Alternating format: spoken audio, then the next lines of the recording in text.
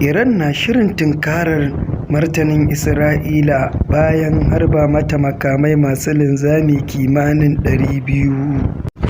Shugaban ƙasar Amurka Joe Biden na tattaunawa da Isra'ila kan batun mai da martani da take ƙoƙarin yi wa ƙasar ta Iran.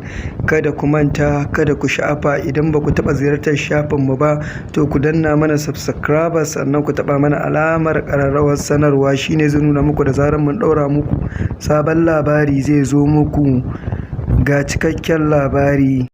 A wani sabon hari da ƙasar ta Isra'ila ta kai a makaranta a cikin Gaza, an samu kimanin mutuwar mutum 22.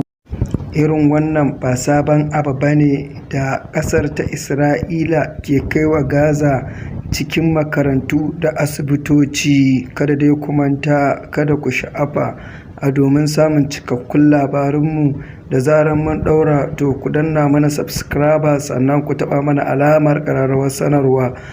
Za ku iya rubuta mana comment, ku danna mana like, da zarar mun ɗaura muku sabon labari zai zo muku. Mun gode.